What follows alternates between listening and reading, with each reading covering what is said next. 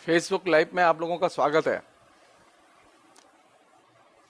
आज की बातचीत का हम लोगों ने जो विषय रखा है वह है कि स्त्री के मूल्यांकन की जो विभिन्न पद्धतियां प्रचलन में हैं, या हम ये भी कह सकते हैं कि स्त्री को देखने के जो विभिन्न नजरिए प्रचलन में हैं, उन पद्धतियों को और उनसे जुड़ी हुई समस्याओं को हम लोग बहुत ही सिंपल ढंग से, सहज ढंग से, जिसे एक लेमैन समझ सकता है, जिसे उस भाव से हम लोग कैसे समझें।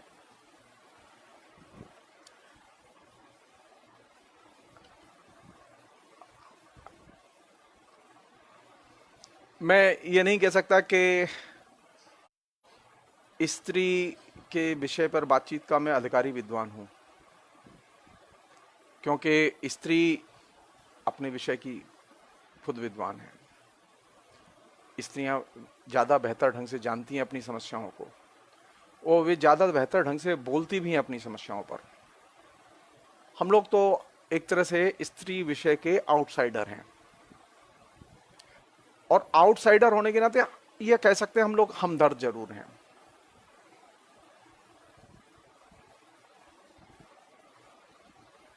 स्त्री के मूल्यांकन को लेकर जितने भी विषय प्रचलन में हैं,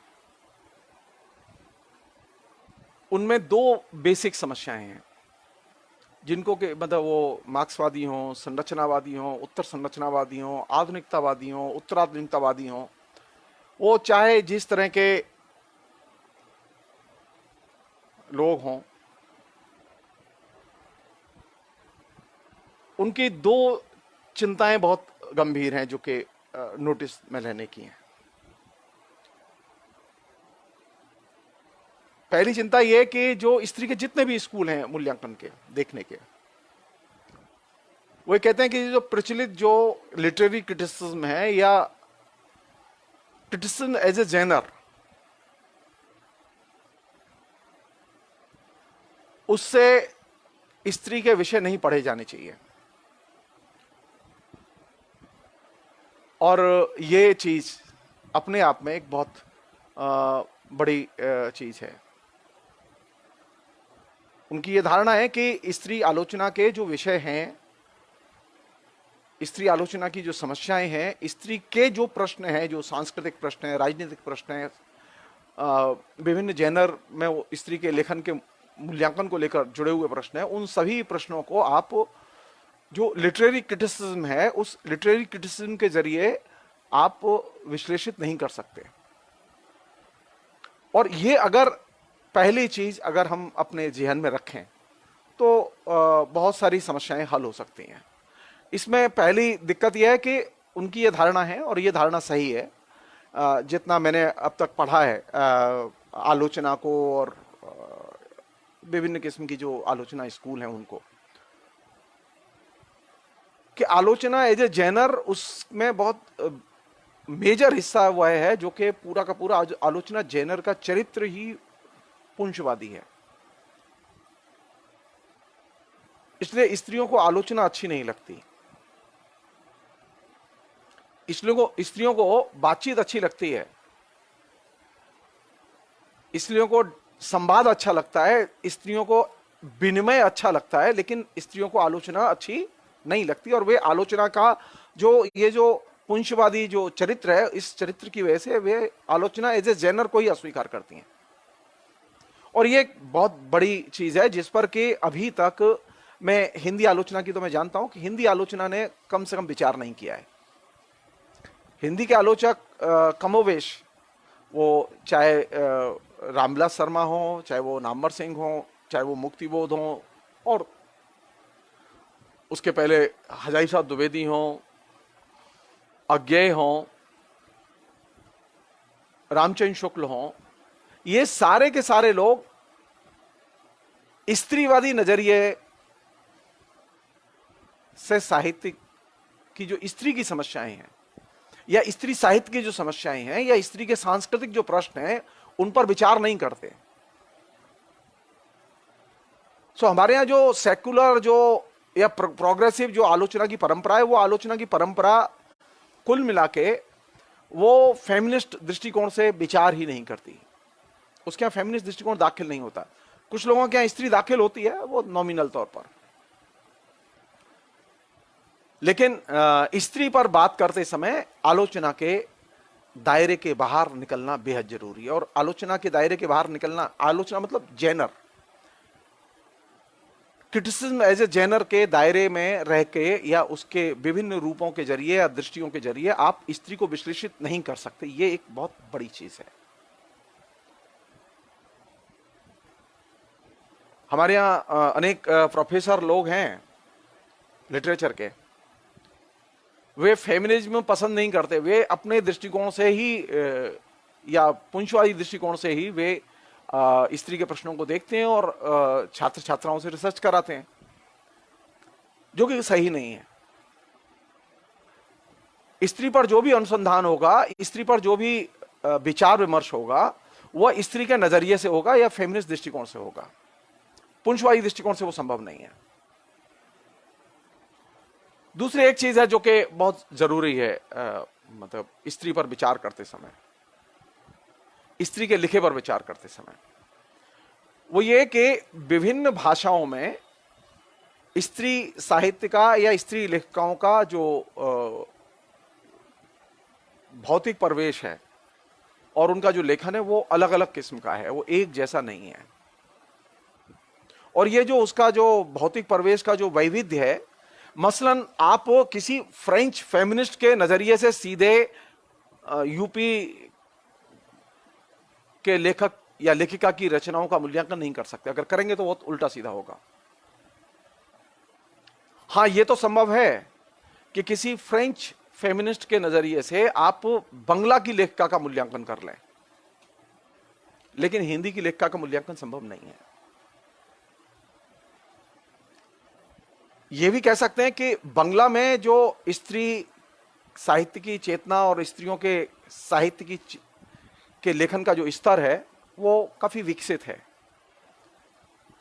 हिंदी की जो लेखिकाएं हैं उनसे बहुत विकसित है, बहुत समृद्ध परंपरा है वहां, और बहुत विस्तृत एक्सचेंज भी है। विस्तृत एक्सचेंज से मतलब यह है कि बंगला में जो लेखिकाएं हैं वो विश्व साहित्य को पढ़ती हैं और विश्व साहित्य के साथ में जो वहां बहुत सारे विमर्श चल रहे हैं उनका भी अध्ययन करती हैं, उसका भी गहरा असर है। और ये आज की बात नहीं कह रहा हूं मैं आपसे, आज से 70 साल पहले, 80 साल पहले, 100 साल पहले भी यही स्थिति थी। इसलिए मैंने ये बात कही कि ये संभव है कि फ्रेंच में जो महिला सोच रही है उसके दृष्टि से आप बंगला की लेखिका का मूल्यांकन कर सकते हैं।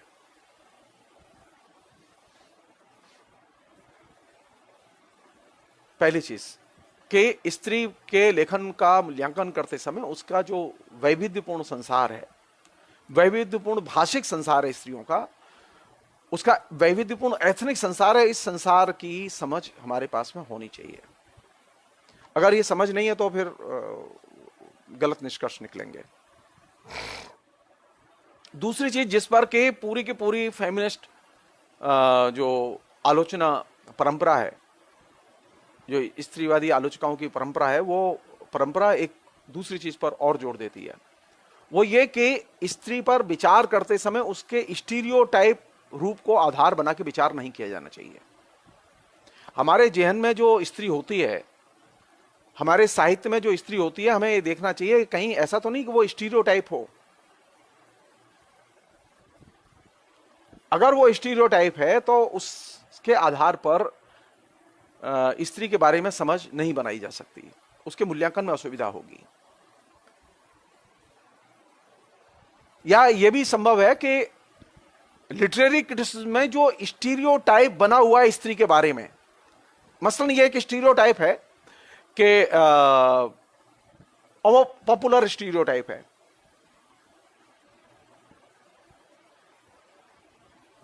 बिना रियलिटी को जाने जब हम ये लिखते हैं कि स्त्री का शोषण होता है, हमें जानना होगा कि स्त्री का सच में शोषण होता है कि नहीं होता है। ये हमारा अनुमान है।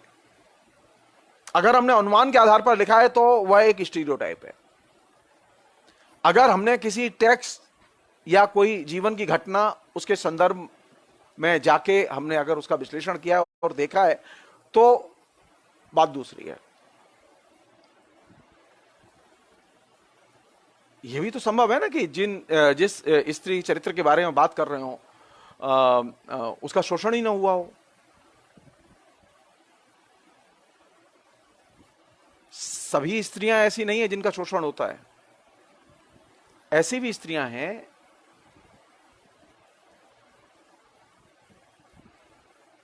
जो शोषण रहित जीवन जीती हैं।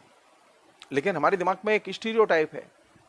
यह भी संभव है कि स्त्री के उत्पीड़न के बारे में जब हम पढ़ते हैं, लिखते हैं, देखते हैं, तो जब तक हम उसे रियलिटी में वेरीफाई ना करें तो यह रिस्क इन्वॉल्व है कि कहीं ना कहीं हम स्टीरियोटाइप के कहीं शिकार तो नहीं हो रहे। सो स्त्री पर बोलते समय, लिखते समय ये एक रिस्क है कि आप उसके स्टीरियोटाइप को आप अपने तरीके से एक रियलिटी के संदर्भ में कन्वर्ट करें, आप उसे रियलिटी में लाके उसका टेस्ट करें।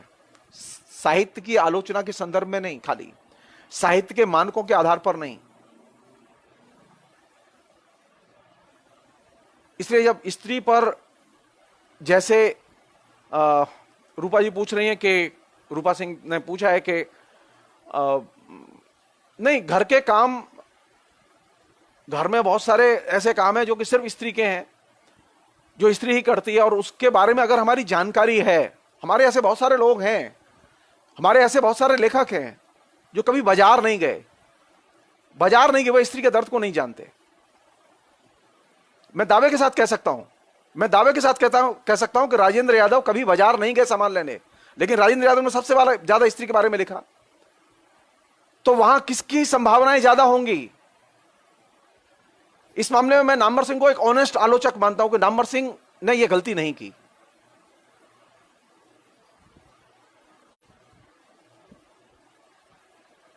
स्त्री को जानने के लिए जरूरी है कि वो सिर्फ अनुमान की चीज नहीं है, कल्पना की चीज नहीं है। स्त्री अगर सिर्फ कल्पना की चीज बन गई तो फिर बहुत मुश्किल है, उसके फिर स्टीरियोटाइप ही स्टीरियोटाइप बनेंगे। इसलिए जब आप स्टीरियोटाइप में स्त्री को निर्मित करते हैं, और यह मैं बहुत ही विश्वास के साथ कह रहा हूं इस बात को,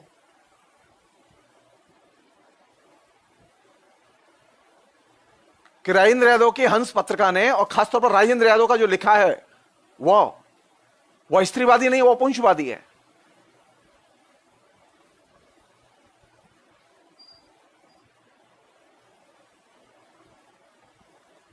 मैंने एक चीज पहले कही थी, मैं उसे सिर्फ रिपीट भर कर रहा हूं। मैं स्त्री पर बात करते समय दो चीजों के बारे में क्लैरिटी बहुत जरूरी है। स्त्री के द्वारा लिखे गए लेखन पर भी बात करने के लिए, फेमिनिस्ट दृष्टिकोण से बात करने के लिए दो चीजों पर क्लैरिटी बेहद जरूरी है। पहली चीज, स्त्री के प्रति आपकी प्रतिबद्धता और स्त्रीवाद के प्रति प्रतिबद्धता।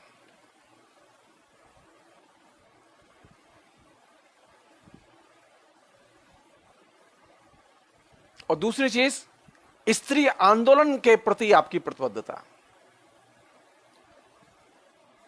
जो स्त्री लेखिकाएं, स्त्री आंदोलन के जो विभिन्न संगठन हैं, महिलाओं के विभिन्न संगठन हैं देश में, विदेश में,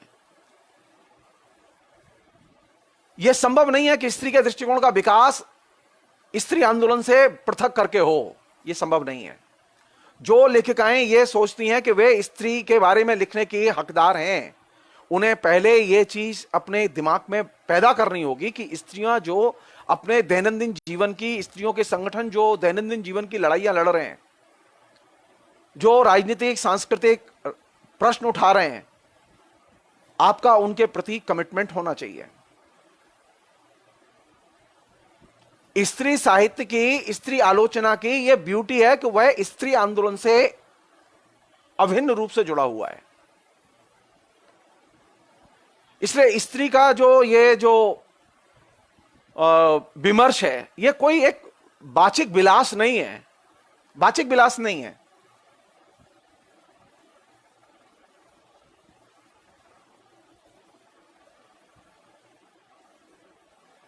मुझे ये बात अंडरलाइन करनी ही पड़ेगी कि स्त्रियों के लेखन में जो महिलाएं अग्रणी हैं, उनका ये दायित्व बनता है कि वे स्त्री संगठनों के जो आंदोलन है उनका समर्थन करें।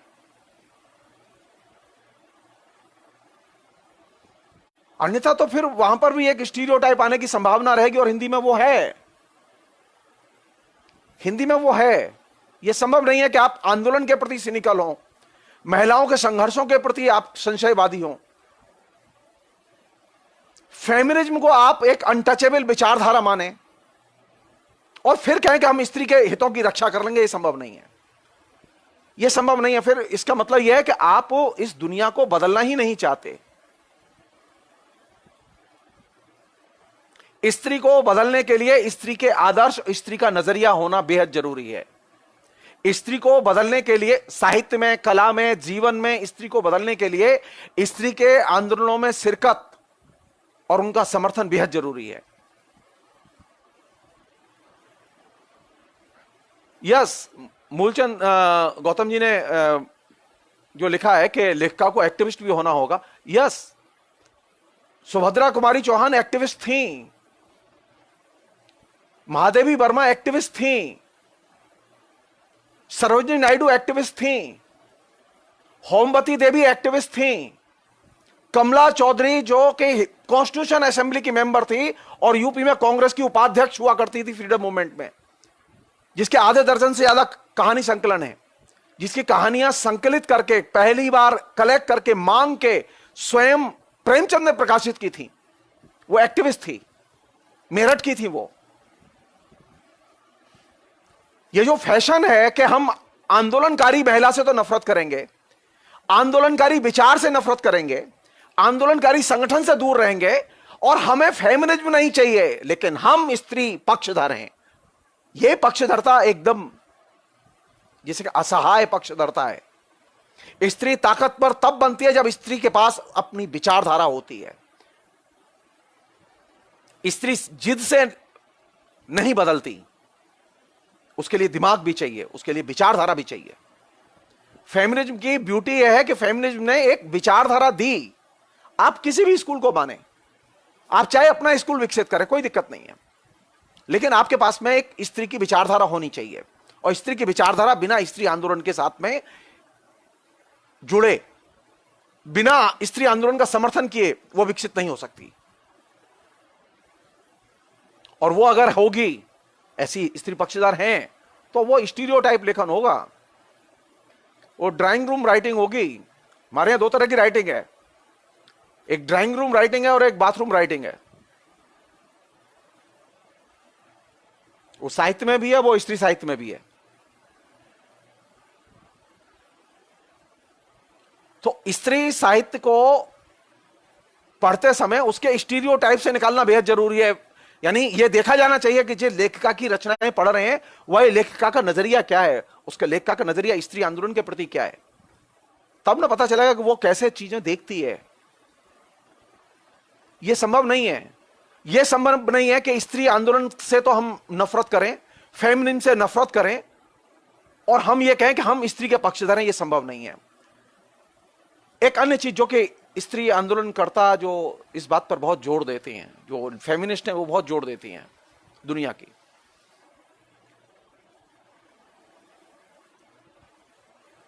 एक लेखिका के नाते उसके पास में एक कानूनी चेतना तो होनी चाहिए, अवेयरनेस होनी चाहिए, अन्यथा दिक्कत होगी। मैं ऐसे अनेक रचनाओं के नाम बोल सकता हूं, मैं सिर्फ सुविधा के लिए नहीं बोल रहा हूं कि लोगों को अब मैं नाखुश नहीं करना चाहता। हमारे यहां स्त्रियां ऐसी बहुत सारी चीजें लिखती हैं जो कि कानूनन तौर पर इलीगल हैं।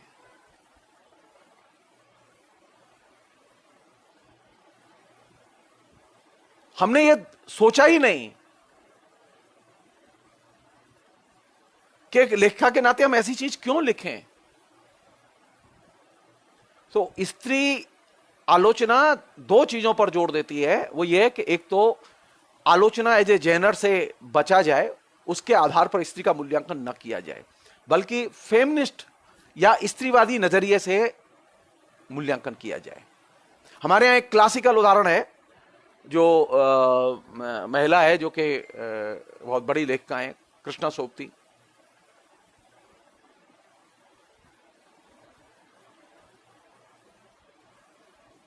वो फेमिनिस्ट दृष्टिकोण से बहुत सारी चीजें नहीं देखती। उनको हमारे मर्द आलोचक बहुत पसंद करते हैं। वो जिस भाषा को लिखती हैं वो पुंस भाषा है, स्त्री भाषा नहीं है। तो ये चीज बहुत जरूरी है समझने की कि ये संभव है कि एक स्त्री लिख रही हो, लेकिन वह स्त्री की भाषा में लिख के पुरुष की भाषा में लिख रही हो। यह संभव है, यह संभव है कि एक स्त्री ही लिख रही हो लेकिन वह एकदम आंदोलन से डिस्कनेक्ट हो। मैं एक बहुत अच्छा उदाहरण देना चाहता हूं इससे कि आप प्रॉब्लम को समझें। कुछ चीजें ऐसी हैं जिन्हें स्त्री ही बेहतर ढंग से जानती है। अनुभूति के क्षेत्र ऐसे हैं स्त्री के जिन्हें वो बेहतर ढंग से आर्टिकुलेट कर सकती है।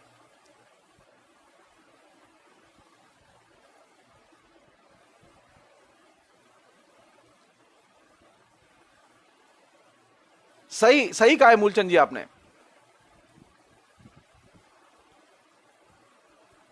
मध्यकाल के साहित्य की और खासतौर पर स्त्रियों के मध्यकालीन साहित्य की तो स्त्री के दृष्टिकोण से और रीतकाल की भी स्त्री का दृष्टिकोण से व्याख्या होनी चाहिए। एकदम सही कहा है आपने। जो वह व्याख्या है वो तो मर्दवादी व्याख्या है जिसकी हम लोग चर्चा करते हैं। जितना लिखा गया है हिंदी में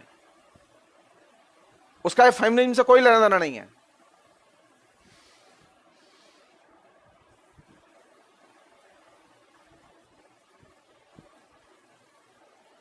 हमारी चिंताएं यहां से शुरू होनी चाहिए, खासतौर पर ये जो पूरा लिटरेरी डिस्कोर्स है स्त्री का, कि पहली चीज कि लेखिका के नाते, एक रिसर्चर के नाते हम फेमिनिज्म को जाने।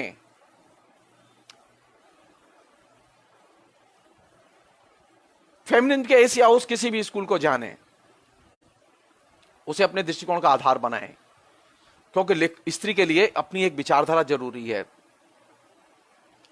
सिर्फ धर्मनिरपेक्ष दृष्टिकोण स्त्री की रक्षा नहीं कर सकता। सिर्फ संविधान में उल्लिखित अधिकार स्त्री के व्यक्तित्व को बनाने में मददगार नहीं हो सकते। स्त्री को बनाने के लिए जरूरी है कि आप स्त्री के नाते स्त्रीवाद को पढ़ें और जानें और उसे व्यवहार में लाएं।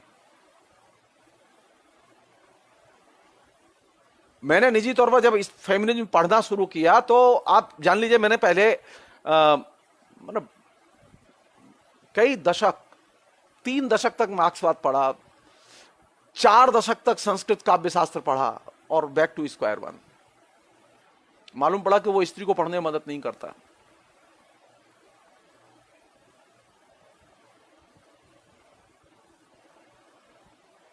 मुझे स्त्रीवादियों की ये आलोचना एकदम सही लगती है कि आलोचना का ये संस्कृत काव्य शास्त्र का स्कूल है वो, या कामसूत्र का स्कूल है वो, जिससे कि पूरा का पूरा श्रृंगार साहित्य रचा गया, जिससे कि पूरा पूरा रीतकाल रचा गया, जिसमें कि तरह तरह की स्त्रियों का चरित्र रचा गया, वह स्कूल मर्दवादी स्कूल है। और वहां जो चित्रण है वो पुंछवादी दृष्टि से किया गया चित्रण है।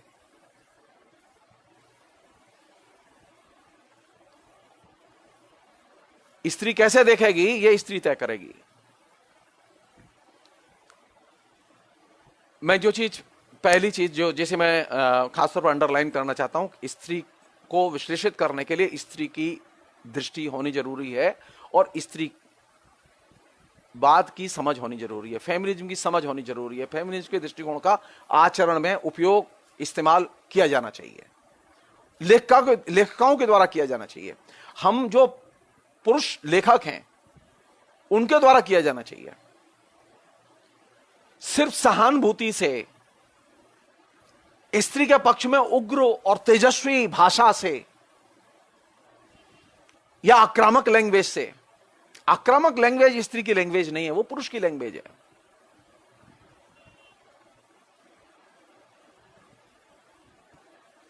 या स्त्री के पक्ष में बड़बोलेपन की भाषा, वो स्त्री की भाषा नहीं है। स्त्री बड़बोलापन पसंद नहीं करती।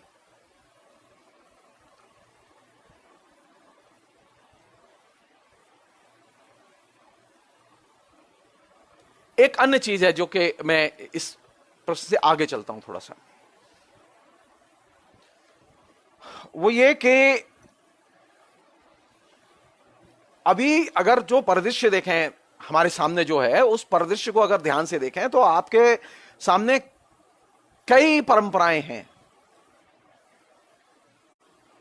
देशज परंपराएं अलग अलग हैं, तमिल में, तेलुगु में, मलयालम में, बंगला में, हिंदी में, पंजाबी में। स्त्री लेखन की परंपरा एकदम अलग है। कुछ परंपराएं ऐसी हैं जो कि ग्लोबल हैं, हमारे यहां भी हैं, अमेरिका में भी हैं। कुछ परंपराएं ऐसी हैं जो कि सीधे स्त्री आंदोलन के गर्भ से निकली हैं। मसलन एक उदाहरण लें हम, जिसे हम लोग ईव टीजिंग कहते हैं, लड़कियों के साथ छेड़खानी की घटनाएं कहते हैं, जिसे हम लोग दहेज प्रथा और उससे जुड़े हुए जो आंदोलन हैं, उससे जुड़ी हुई जो समस्याएं हैं, उन पर लिखा हुआ जो साहित्य है, उसे अगर आप ध्यान से देखें तो आप पाएंगे कि 1970 के पहले या 1975 के पहले ये इशू ही नहीं थे।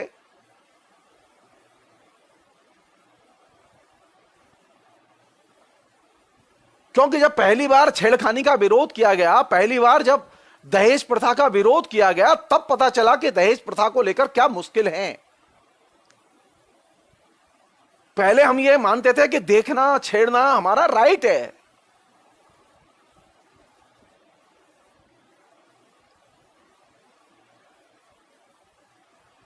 छेड़खानी के बारे में जब लड़कियों ने प्रतिवाद किया, जुलूस निकाले, धरने दिए, आंदोलन किए, तब छेड़खानी के खिलाफ कानून बना।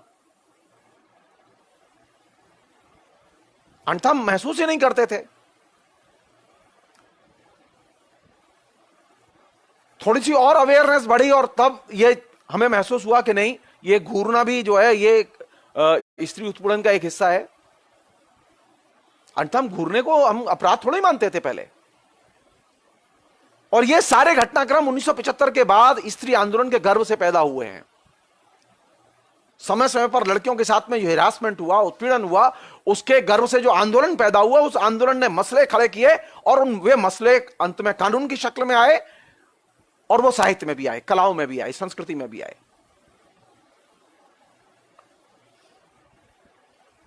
स्त्री पहले भी छेड़ी जाती थी,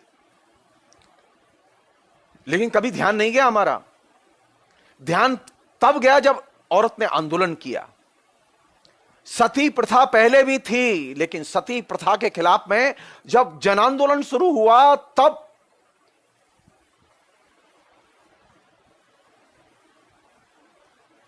सती प्रथा के विरोध के बारे में सोचा गया।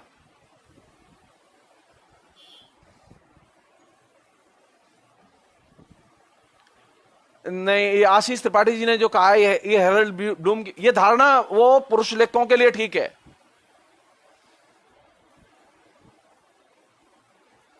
स्त्री की रचना मौलिक होगी या रूढ़िबद्ध होगी या नकल होगी,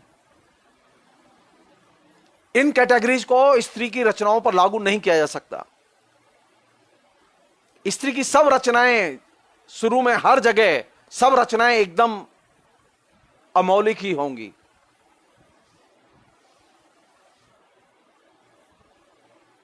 आपने लिखने कब दिया उसे? हमारे यहां दर्जनों मतलब रानियां हैं जिन्होंने बिल्कुल कृष्णाश्रयी परंपरा में एकदम पुरुषों से प्रभावित होकर बिल्कुल हूबहू लिखा है। दर्जनों। हेरल्ड ब्लूम की धारणा ये कहीं और लागू हो तो हो, स्त्रियों पर लागू नहीं होती।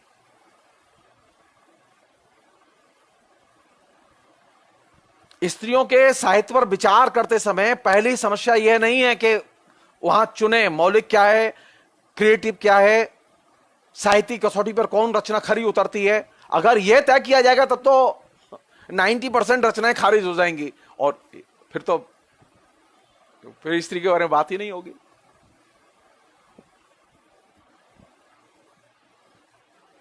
स्त्री ने कच्चा पक्का जैसा भी लिखा है, जो भी लिखा है, वह साहित्य का हिस्सा है। वे रचनाएं भी साहित्य का हिस्सा हैं जो कि एकदम आपको ऐसी लगती हैं कि अपरिष्कृत हैं, अच्छी नहीं है, बेतुकी हैं, कलात्मक रूप से ठीक नहीं है, इनकी भाषा अच्छी नहीं है, इनमें छंद नहीं है, वगैरह वगैरह। इसलिए तो स्त्रियों ने कहा कि हम साहित्य की वो कसौटियां नहीं मानते जो साहित्यकारों ने तय की हैं, साहित्य की आलोचना ने तय की हैं। साहित्य की कसौटियां जो लिटरेरी क्रिटिसिज्म ने तय की वो पुंसवादी कैटेगरी हैं। स्त्री उन कैटेगरीज को नहीं मानती।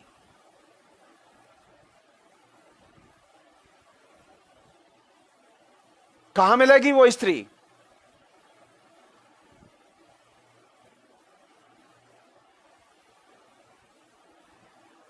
कहां मिलेंगी उसकी चीजें?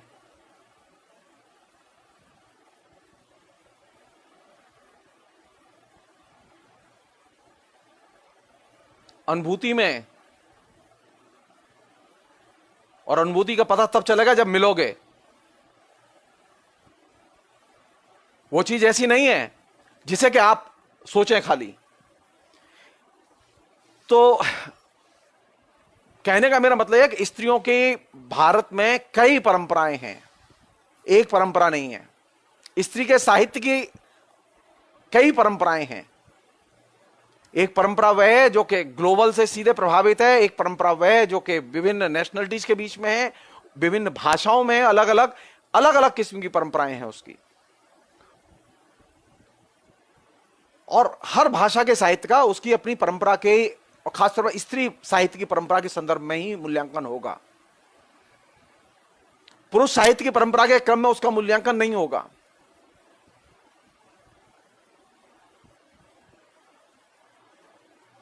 मसलन अगर मैं महादेवी वर्मा की कविताओं पर विचार करना चाहता हूं तो मेरे सामने स्त्री कवित्रियों की परंपरा होनी चाहिए, मेरे सामने ये छायावाद की परंपरा नहीं होनी चाहिए।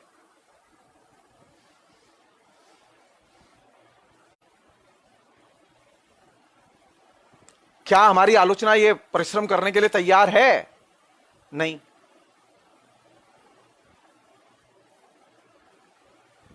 स्त्री साहित्य में स्त्री की परंपराओं से चीजें आई हैं और आती हैं, पहले उन्हें देखा जाना चाहिए। उसमें यह भी संभव है पुरुष साहित्य से भी चीजें आ सकती हैं, लेकिन स्त्री का अध्ययन स्त्री की परंपरा में किया जाना चाहिए। स्त्रियों की यह मांग है, स्त्रीवादी दृष्टिकोण की यह मांग है। और हमारी स्थिति क्या है? हमारी स्थिति यह है कि हम में से जितने जो लोग हैं,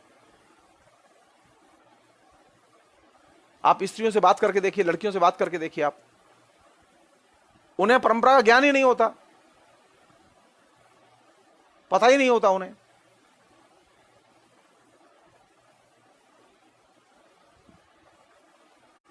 क्योंकि हमने उसकी कोई रिलेवेंस स्वीकार ही नहीं की है, कभी उसको केंद्र में रख के बात ही नहीं की है। आप किसी भी लड़की से पूछे कि तेरी नानी की मां का नाम क्या था, जरा बताओ। आप तय मान लीजिए, आप क्लास में सर्वे कीजिए, अगर 100 लड़कियों में से 90 लड़कियां फेल ना हो जाए तो नाम नहीं मेरा।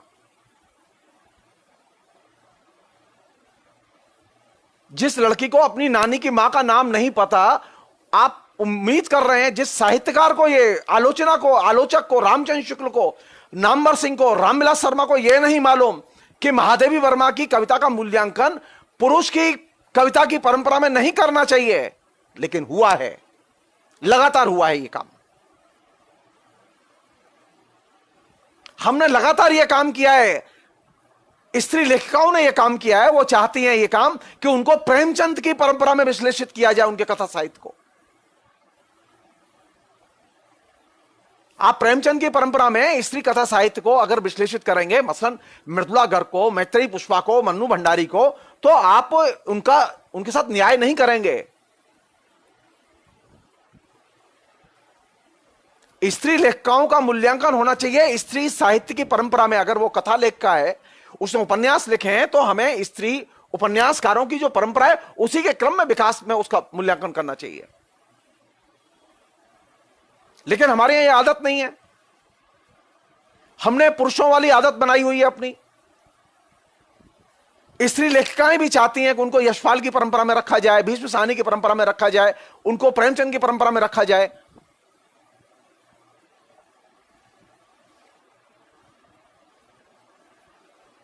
आप जो ही स्त्री को दाखिल करेंगे साहित्य में, स्त्री के बारे में विचार करेंगे, तो तय मानिए कि आपने जो अब तक ढांचा बनाया है लिटरेरी क्रिटिसिज्म का, अब तक जो मानक बनाए, वो सारे के सारे अस्त व्यस्त हो जाएंगे। क्योंकि स्त्री जब भी दाखिल होती है वो डिसरप्ट करती है चीजों को, जैसा है वैसा नहीं रहने देती। वो चाहे वो जीवन में दाखिल हो, चाहे वो साहित्य में दाखिल हो, चाहे वो संस्कृति में दाखिल हो, चाहे वो राजनीति में दाखिल हो।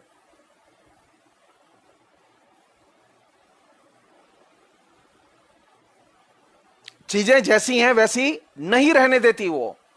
और यही चीज इसको बेहतर ढंग से समझने के लिए जरूरी है कि स्त्री के लेखन का, चाहे उसका निबंध हो, चाहे उसकी कहानी हो, चाहे उपन्यास हो, जो भी जेनर आप चुने स्त्री का लिखा हुआ, उसे स्त्री के लेखन की परंपरा के क्रम में ही देखा जाना चाहिए। हर भाषा के स्त्री लेखन की परंपरा अलग अलग है। जाहिर है कि महाश्वेता देवी के ट्रेडिशन में रख के आप हिंदी की लेखिका को नहीं पढ़ सकते, क्योंकि महाश्वेता देवी का बंगला की लेखिकाओं के क्रम में विकास हुआ है। हमारे यहां मैत्रेयी पुष्पा का या मृदुला गर्ग का या मन्नू भंडारी का या और किसी भी लेखिका का जो विकास क्रम है, वो हमें जानना होगा कि हमारे यहां स्त्री लेखिकाओं के कथा साहित्य की परंपरा क्या है।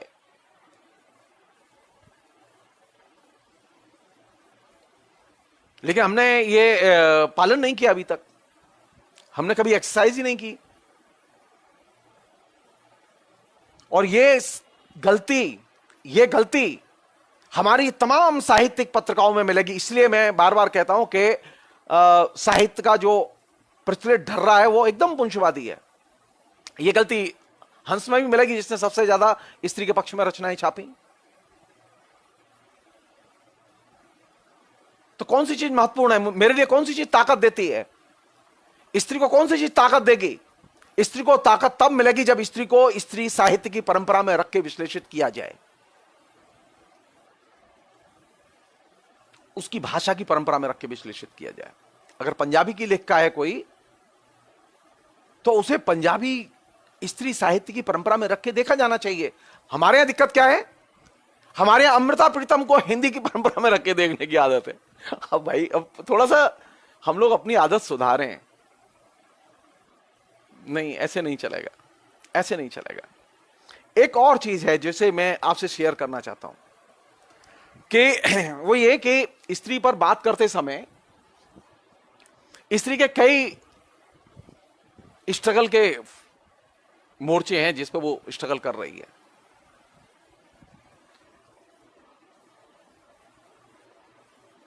अगर आपसे पूछा जाए कि स्त्री सबसे ज्यादा किस चीज के लिए स्ट्रगल कर रही है,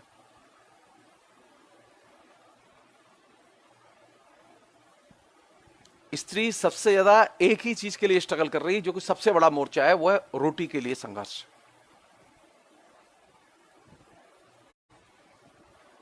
दूसरा उसका जो सबसे बड़ा मोर्चा है वो ये है कि वह आइडियोलॉजिकली पुंजवाद और पितृसत्ता से संघर्ष कर रही है। और थर्ड महत्वपूर्ण मोर्चा है जो कि इस बीच में निकल के आया है कि सैन्यवाद और आतंकवाद, इसके खिलाफ में वो संघर्ष कर रही है।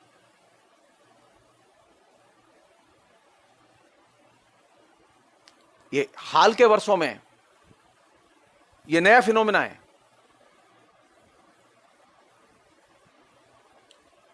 जब नॉर्थ ईस्ट में ये चीज चल रही थी तो हमने कभी ध्यान नहीं दिया, लेकिन ये चीज जब अब पैर पसार चुकी है जगह जगह, आतंकवाद के आने की वजह से जगह जगह जो सेना के ऑपरेशन हुए हैं, पृथकतावादी आंदोलनों की वजह से जो सेना के ऑपरेशन हुए हैं, उसके कारण ये अशांत क्षेत्र कानून जो लागू किया गया है कई जगहों पर अभी भी है,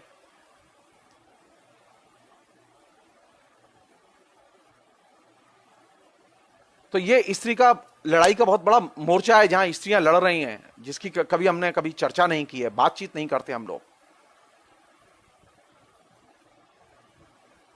और बहुत ही पीसफुली लड़ाई लड़ रही हैं। वो हथियारबंद लड़ाई नहीं लड़ रही, एकदम गांधीयन तरीके से लड़ाई लड़ रही हैं। वो शर्मिला इरोम को तो आप जानते ही हैं।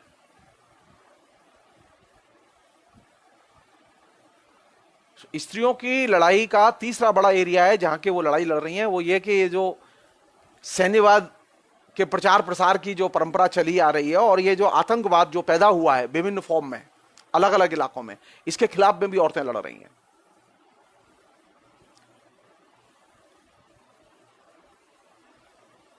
स्त्रियों में एक विपर्य भी घटा है जिसे समझने की जरूरत है। स्त्रियों का एक हिस्सा आतंकवाद की तरफ भी गया है, स्त्रियों का एक हिस्सा पृथकतावाद की तरफ भी गया है, और स्त्रियों का एक हिस्सा जो है वो हिंदू सांप्रदायिकता की ओर भी गया है।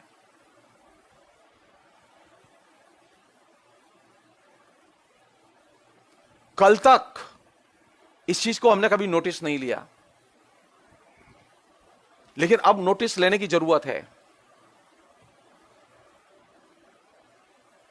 भारत में स्त्रियों का एक हिस्सा आतंकवादियों की भी मदद कर रहा है और एक हिस्सा पृथकतावादियों की भी मदद कर रहा है और एक हिस्सा हिंदू सांप्रदायिकता की भी मदद कर रहा है। अनेक संगठन है ऐसे।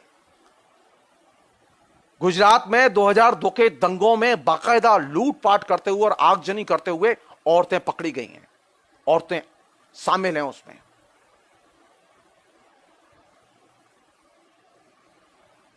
और उस समय की जो गुजरात की सरकार थी, वहां की तो एक मंत्री को बाकायदा सजा तक मिली, जो बाद में तमाम किस्म के ऊल जलूल तरीकों से उसे किसी तरह से निकालने की कोशिश की गई, जो डॉक्टर थी।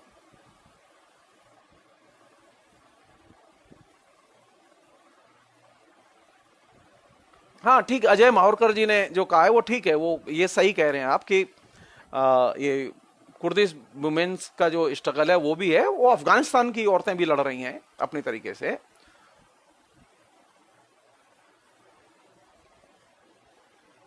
ये एक रियलिटी है जिसे हमें समझना चाहिए। कश्मीर में भी औरतें हैं जो आतंकवाद के खिलाफ हैं, पीसफुली लड़ रही हैं। तो औरतों का एक एरिया वह है जहां पर के सिर्फ वही चीज नहीं है जो कि अब तक रही है कि डोमेस्टिक वायलेंस, शारीरिक शोषण, ये आर्थिक असमानता या सामाजिक असमानता के प्रश्न, या ईव टीजिंग का प्रश्न, या दहेज का प्रश्न वगैरह वगैरह। ये सिर्फ ये एरिया नहीं है, बल्कि कुछ नए एरिया भी खुले हैं और जहां बड़े स्केल पर औरतें इधर और उधर दोनों ही तरफ शामिल हैं। और ये अपने आप में एक नई चीज है जिस पर कि ध्यान देने की जरूरत है। इसलिए औरत के बारे में एक कोई यूनिवर्सल, एक अमूर्त इमेज बना के बात करने की जरूरत नहीं है, बल्कि कॉन्क्रीटली ठोस रूप में औरत को सामने रख के बात की जानी चाहिए।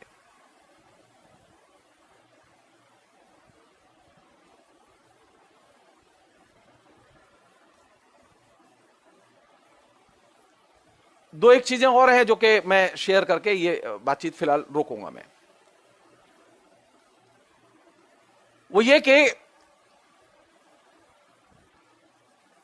ये मेरी पर्सनल फीलिंग है,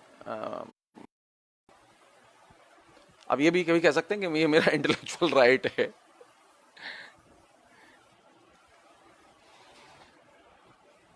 भारत विभाजन, उसके बाद में तरह तरह के सांप्रदायिक दंगे, आतंकवाद, और उसके बाद जो उत्पीड़ित जो औरतों का समाज है, उसके साइड इफेक्ट से प्रभावित जो समाज है, वो उसमें पंजाब है, कश्मीर है, उसमें नॉर्थ ईस्ट के कई राज्य हैं जहां पर कि औरतों को बहुत तकलीफें हुई हैं।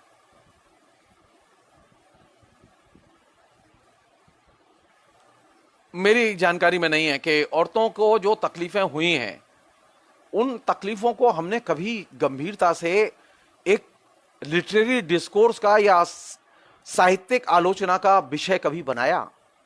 मेरी नॉलेज में कोई एक निबंध भी नहीं है।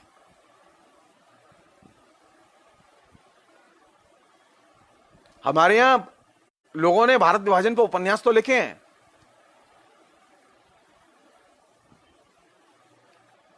लेकिन भारत विभाजन से स्त्रियां किस कदर परेशान हुई और पीड़ित हुई, इसको लेकर लिटरेरी क्रिटिसिज्म कोई नहीं लिखा गया, एकदम नहीं है। यहां तक कि फेमिनिस्ट लिटरेरी क्रिटिसिज्म भी तकरीबन नहीं है, एक दो चीजें हैं।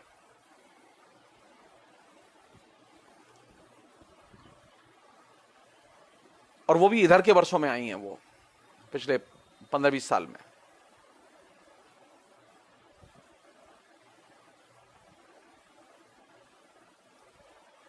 नई जो चुनौती है वो कौन सी है?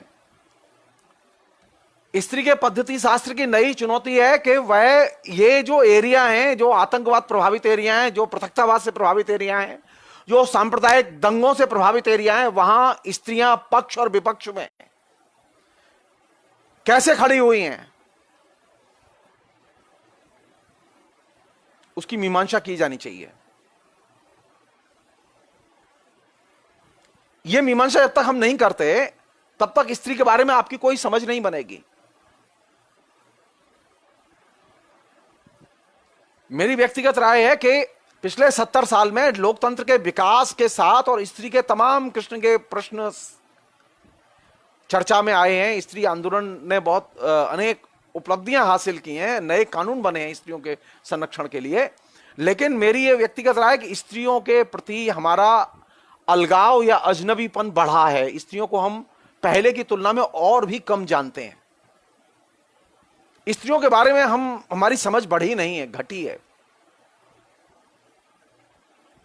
स्त्री अभी जितनी ज्यादा दिखती है, विज्ञापन के कोई भी वस्तु का विज्ञापन ऐसा नहीं है जिसमें स्त्री ना हो, कोई सीरियल नहीं है जिसमें स्त्री ना हो, कोई फिल्म नहीं है जिसमें स्त्री ना हो। स्त्री सबसे ज्यादा आपके मीडिया के फलक को घेरती है, लेकिन वास्तविकता यह है कि जीवन में स्त्री को आप सबसे कम जानते हैं, सबसे ज्यादा एलिनेटेड हैं। और यह जो अलगाव है, यह जो अजनबीपन है स्त्री के प्रति,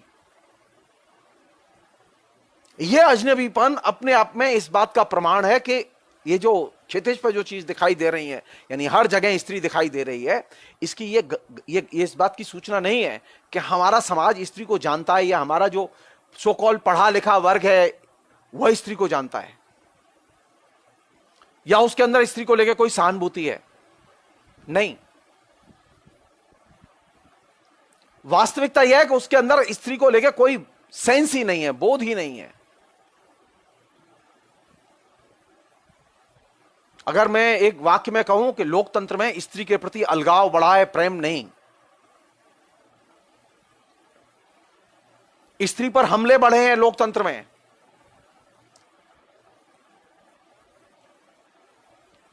भारत विभाजन में जितनी स्त्रियां नहीं मारी गईं, उससे कई गुना ज्यादा स्त्रियां हर साल मारी जाती हैं घरेलू वायलेंस के जरिए।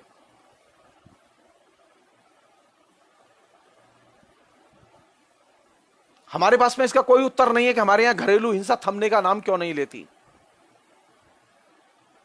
क्यों? क्योंकि हम स्त्री को स्त्री की नजर से देखना ही नहीं चाहते। हम स्त्री को यह मौका ही नहीं देना चाहते कि वह अपने बारे में बोले और बताए और मांग करे, और हम नतमस्तक होकर उसकी बातें सुने।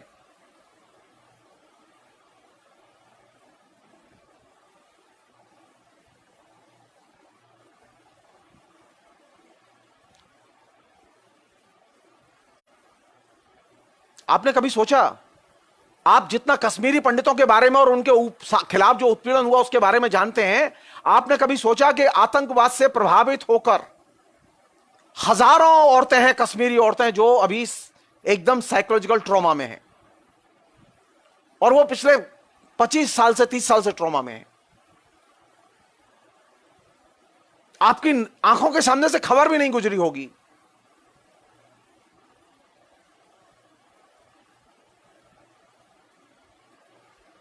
जिस लड़की के या जिस परिवार के अंदर से यंग लड़का चला गया और आतंकवादी बन गया, उस परिवार की स्त्री का क्या अपराध है जो उसे उत्पीड़न का शिकार होना पड़े? उन औरतों ने नहीं भेजा उसे।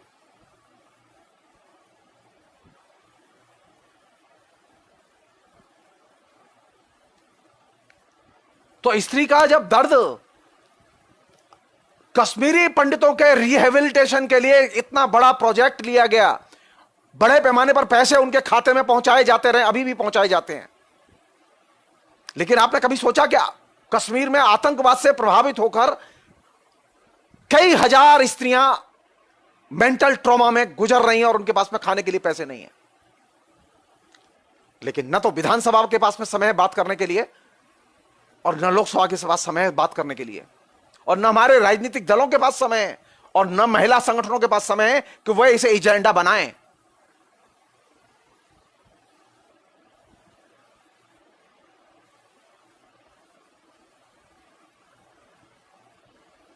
तो स्त्री के जब दुख आते हैं, स्त्री की जब तकलीफें आती हैं, तो हम दाएं बाएं भागने लगते हैं।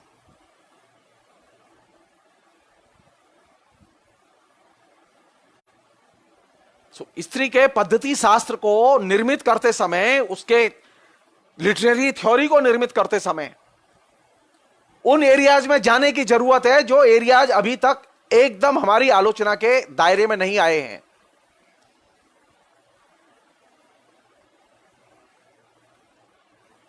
मुझे जितनी एक धर्मनिरपेक्ष औरत पसंद है, मुझे उतनी ही वह औरत भी पसंद है जो कि एकदम विक्टिम है टेररिज्म की। मुझे वह औरत भी पसंद है, उसके बारे में लिखा जाना चाहिए, जो सांप्रदायिकता की विक्टिम है। वो चाहे वो दुर्गा वाहिनी में चली जाए या वो दुर्गा वाहिनी के हाथों मर जाए, दोनों ही स्थितियों में स्त्री का नुकसान है। अगर स्त्री सांप्रदायिक दंगे करने लगे तो भी खतरनाक है, और स्त्री के सांप्रदायिक दंगे की वजह से स्त्री का उत्पीड़न हो और स्त्री मारी जाए, विधवा बने, वो भी खतरनाक है। दोनों तरफ से स्त्री मरेगी। तो अब एक नई स्त्री पैदा हुई है। पिछले 6 साल के पहले तक स्त्रियां सांप्रदायिक मसले पर नहीं बोलती थी, लेकिन पिछले 6 साल में एक मेजर चेंज है कि स्त्रियां कभी अखबार तक नहीं पढ़ती, वो सिर्फ टेलीविजन कंज्यूम करती है, टेलीविजन की खबरों से अपनी राय बनाती है। आज वो औरत बड़ी मुस्तैदी के साथ, इस कोरोना की तबाही के बावजूद बड़ी मुस्तैदी के साथ नरेंद्र मोदी के साथ खड़ी हुई है। और क्यों खड़ी हुई है? क्योंकि उसने उसके साथ में जुड़ के एक राष्ट्रवादी और हिंदू राष्ट्रवादी दृष्टिकोण अर्जित किया है। तो कल तक जो न्यूट्रल औरत दिखाई दे रही थी, अभी उसे पूरे के पूरे टेलीविजन कवरेज ने एकदम कॉमनल औरत के तौर पर कन्वर्ट करके हमारे सामने खड़ा कर दिया है।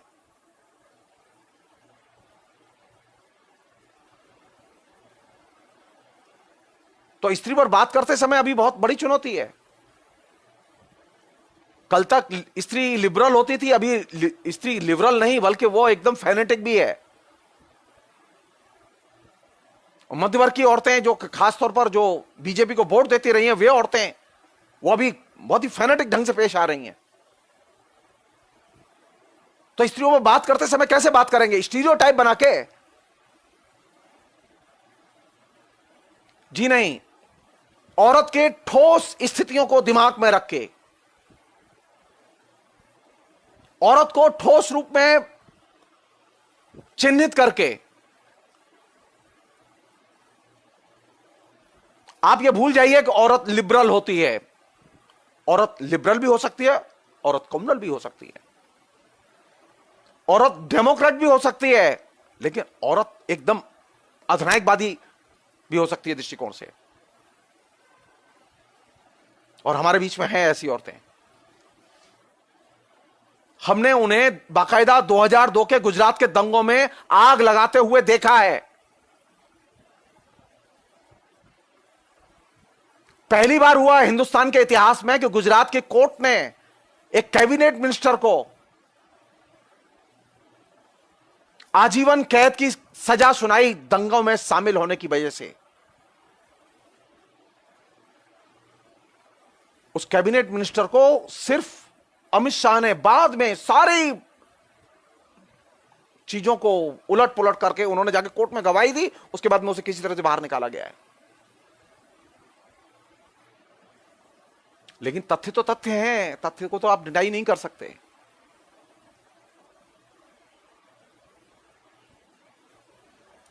तो स्त्री कहां मिलेगी? कैसी है स्त्री हिंदुस्तान की?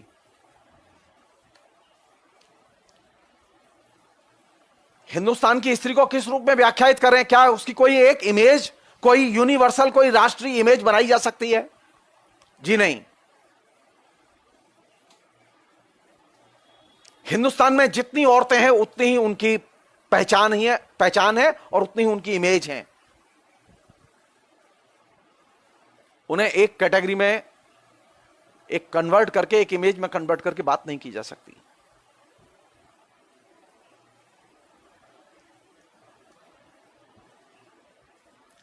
कहने का मतलब है, जो ही आप ये पृथकतावाद के, सांप्रदायिकता के, आतंकवाद के प्रश्नों को सामने ले आते हैं, राष्ट्रवाद के सवाल को सामने ले आते हैं, तो औरत एकदम आपको एकदम भिन्न रूप में नजर आएगी। क्यों? क्योंकि आपने 1947 में जो भारत विभाजन हुआ, उस भारत विभाजन के संदर्भ में स्त्री को कभी परखने की कोशिश ही नहीं की। उसके बाद लगातार दंगे हुए हैं। पिछले 70 साल में हजारों दंगे हुए हैं। आपने कभी उसको परखने की कोशिश नहीं की कि वहां नीचे क्या घट रहा है उसके साथ में।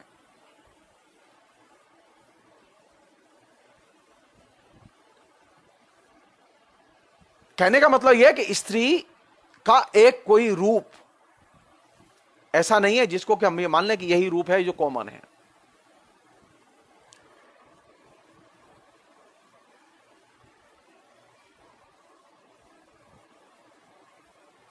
अब स्त्री को बराबरी तो चाहिए, बराबरी होनी भी चाहिए उसकी, लेकिन सवाल यह है कि वह स्त्री जो कि सांप्रदायिकता के पक्ष में खड़ी है, आतंकवाद के पक्ष में खड़ी है,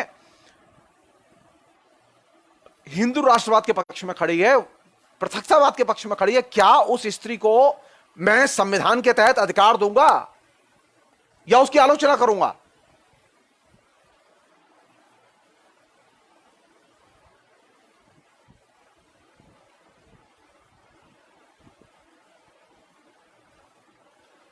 अब जरा पलट के देखिए तो कितने लोगों ने लिखा है इन सब चीजों पर। जब डिस्कोर्स में ही नहीं आ रही चीज, लिखत में ही नहीं आ रही है, चर्चा के केंद्र में ही नहीं आ रही है, तो आप उससे लड़ेंगे कैसे? हुआ यह है कि हमने जब भी स्त्री के सवाल आए हैं तो हमने उन्हें क्या किया है कि जब भी कोई महत्वपूर्ण सवाल आया है तो हम कोशिश करते हैं कि एक आध दो दिन तो बात कर लो, वहां तक ठीक है, लेकिन उसके बाद में इसे हटाओ यार, केंद्र से हटाओ। स्त्री के सवालों को, स्त्री की भूमिका को इग्नोर करने से स्थितियां और जटिल और समस्या मूलक बनी हैं। आपने जिस चीज को कैजुअली लिया था ना, अभी वो एकदम जहरीले आइडियोलॉजिकल कैंपेन के तौर पर कन्वर्ट हो चुकी है। दुर्गा वाहिनी को कैजुअली लिया था सभी लोगों ने, अभी वो दुर्गा वाहिनी जो है ना वो हर घर में बैठी हुई है।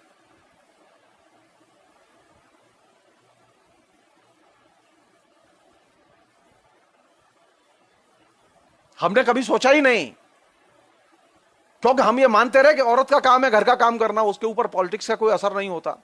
नहीं जी, पॉलिटिक्स का उस पर गहरा असर हुआ है। वो पॉलिटिकल हो गई है घर में रहते रहते, और एकदम ऐसी पॉलिटिकल हो गई है कि वो, उसे डेमोक्रेसी पसंद नहीं है।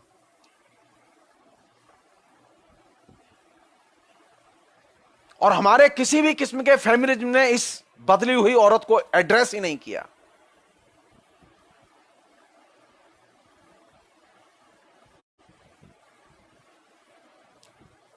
स्त्री का ये जो रूप जो हर घर में तैयार हुआ है, उस रूप को खोलने की जरूरत है। और भी बहुत सारी चीजें हैं, इनकी हम लोग चर्चा करेंगे थोड़ा सा बाद में कभी मौका लगा के। लेकिन मैं जो चीज कहना चाहता हूं ये कि स्त्री के पद्धति शास्त्र, उसकी लिटरेरी थ्योरी को निर्मित करते समय आप मैकेनिकली अगर कोई चीज फ्रेंच या इंग्लिश जो फेमिनिस्ट सिद्धांत है वहां से लाएंगे तो उससे हिंदुस्तान की औरत आपकी पकड़ में नहीं आएगी, समझ में नहीं आएगी। स्त्री वही नहीं है जो कि उपन्यास में दिखाई दे रही है। उपन्यास में जो स्त्री है ना, वो बहुत छोटे से दायरे में है। स्त्री के वे एरिया बहुत बड़े हैं जो अभी उपन्यास में दाखिल नहीं हुए हैं। उन्होंने स्त्री के जीवन को ज्यादा प्रभावित किया है।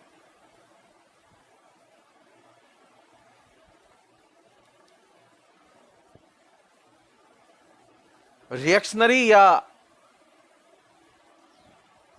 पृथकतावादी विचारधारा ने या आतंकवादी विचारधारा के कारण वे लोग बड़े पैमाने पर प्रभावित हुई हैं। इनके प्रति हमारा क्या रुख होगा? स्त्री का पद्धति शास्त्र इसके उत्तर नहीं देता।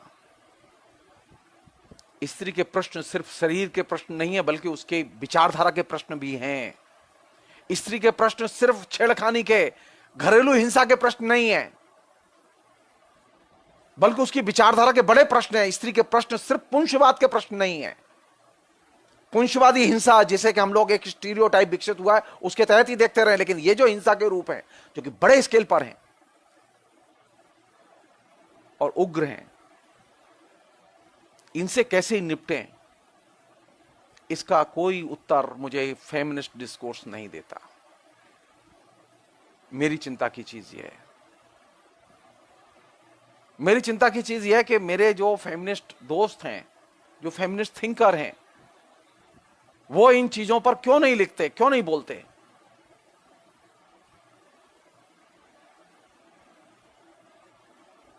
मेरी चिंता की चीज यह है कि एक लेखिका जो कि हिंदी भाषी क्षेत्र के जीवन पर लिख रही है, उसे स्त्रियों के वे सवाल क्यों नहीं नजर आते जहां स्त्री एकदम आइडियोलॉजिकली पूरी की पूरी बदल गई है। यह मेरी चिंता के क्षेत्र है। इसलिए स्त्री को जर्नलाइजेशन करके, साधारणीकरण करके पढ़ा नहीं जाना चाहिए, बल्कि ठोस उसकी भौतिक परिस्थितियों और ठोस उसके विचारों की रोशनी में उसे देखा जाना चाहिए। ठोस उसका जो यथार्थ है उसकी रोशनी में देखा जाना चाहिए। लोकतंत्र में स्त्री का ठोस यथार्थ ज्यादा प्रतिक्रियावादी बना है। उसका ठोस यथार्थ, उसकी रियल लाइफ से पुरुषों का, समाज का अलगाव ज्यादा बढ़ा है। स्त्री को पहले की तुलना में हम अभी कम जानते हैं। पहले ज्यादा जानते थे, अभी कम जानते हैं। जबकि स्त्री ज्यादा हमारी इमेज के सामने है, हमारी आंखों के सामने है, लेकिन हम सबसे कम जानते हैं। स्त्री के बारे में हम सबसे कम बात करते हैं और स्त्री से सबसे कम बात करते हैं। और यही वो जगह है जहां से कि हमें अपने रास्ते खोलने चाहिए। स्त्री के बारे में बात हो, स्त्री से बात हो, और स्त्री के बारे में बात करते समय स्त्री के प्रति कमिटेड होके,